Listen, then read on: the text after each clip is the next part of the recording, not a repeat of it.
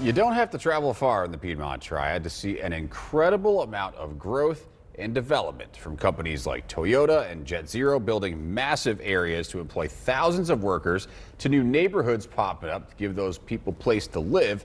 It's an unprecedented amount of growth. But in all this growth, there's also a growing effort to keep the area green.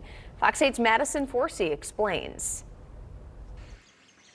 I have been a tree hugger for a lot of years. Pat and Jean Holder love the land. It makes you happy. And so I think it is a very curative thing. From the bees that buzz. Now, in the summertime, if you come here, the bees make such a roaring noise, they sound like... To the butterflies looking for milkweed. This is just a Garden of Eden for them. And so many birds. But the word is getting out among humans about their slice of heaven in Randolph County. Constantly. How about once a week? I Once get a at least week we get a an letter offer. or offer or something like that. It's amazing. It's amazing. All from developers looking to buy one of their plots, totaling 211 acres. If we don't save it, it'll be gone. It'll be gone. And to a lot of people, you know, I was one of those that when I worked, I had no time for the outdoors. And so I can understand how people just lose sight of what it means to be outdoors and what's out there. Jean and Pat bought the land more than a decade ago as a sort of retirement adventure.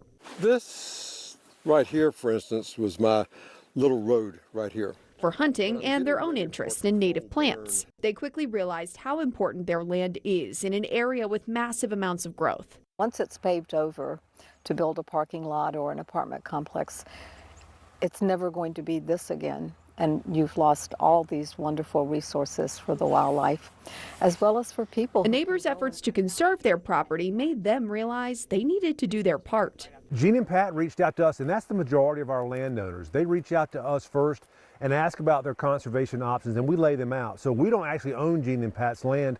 All Jean and Pat did was work with us to craft an agreement that basically says their land will remain undeveloped forever. Between the Piedmont Land Conservancy and Three Rivers Land Trust, the two main conservation groups in our area, the two cover every county in central North Carolina, from the Virginia to the South Carolina line. Between the two groups, they're responsible for conserving more than 80,000 acres of land. This area, called Lowwater Bridge in Montgomery County along the Uwharrie River, is one of the sites that will be protected for eternity. The idea of conserving private property is getting more popular. We conserved a little over 2,200 acres permanently last year. We actually already have 4,000 acres set to close in 2026. Moorhead is optimistic, especially as more people discover these spaces. We can't lose the character of what makes people so attracted to North Carolina. And I think it's their green spaces and the outdoors and the recreation opportunities we have here. Now I'm going to go back in and you open it up so the sunlight can come in. For Jean and Pat, at the end of the day, if we don't conserve for the animals. I always like to think we're not the only living inhabitants of this globe. We have a lot of other creatures that live here too. We should do it for the people. It's just something to think about. You can make a difference, and there, you know, you can contribute. Madison Forsey. It's just a matter that if somebody doesn't do it, you lose it. Fox 8 News. For more information about land conservation and to see the trails, hiking, fishing, and more available on some of these conserved pieces of land, you can visit trlt.org or piedmontland.org.